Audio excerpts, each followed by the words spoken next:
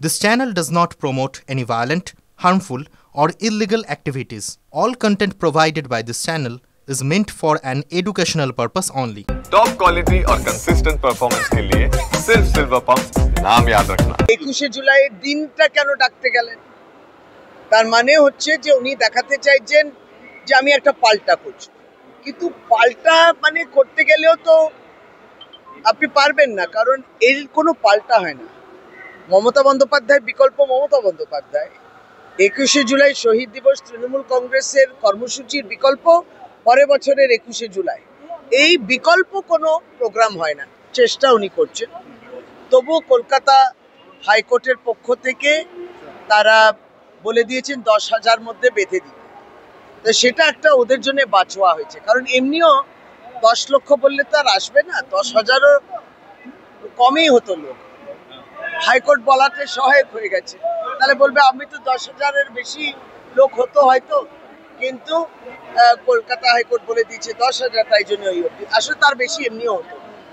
রইল এখানে তারা অনুন্নয়ন ইত্যাদি কথা বলে, তো প্রধানমন্ত্রী এলেন।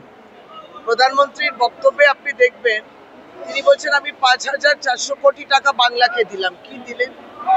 আপনি বিহারে দেখুন কি গিয়ে দিলেন, আপনি 2025-এ বাজেটে দেখুন বাংলার জন্য কি দিয়েছেন।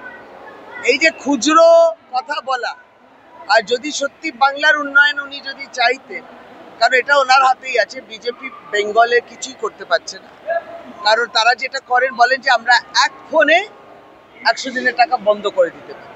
সুতরাং আরম্ভ কিছু হয় না, তারা উন্নয়নটাকে স্তব্ধ করার চেষ্টা। কিন্তু প্রধানমন্ত্রী তো রাজ্যের যে প্রাপ্য টাকা রয়েছে লক্ষ লক্ষ কোটি টাকা বাকি, সেটা কেন দিচ্ছেন না? তাহলে তো এই রাজ্যের তো উন্নয়ন হবে। এটা বাংলার ন্যায্য প্রাপ্য টাকা। আর তিনি টুইট করে বলছেন অনুন্নয়নের কথা, কিংবা এই উত্তর কন্যার মাধ্যমে অনুন্নয়ন করছে, ও জন্যে তারা করছে, মানে অনুন্নয়ন হয়েছে, দিদি কোনো উন্নয়ন করেনি, এই যে কথাগুলো আপনারা চান না। আপনারা বাংলা বিরোধী, এবার বাংলার ভাষার উপরেও আক্রমণ হচ্ছে, বাংলার মানুষ যারা বাংলা ভাষায় কথা বলবে তাদের উপরে অত্যাচার হচ্ছে। এই তো বিজেপির নিদর্শন।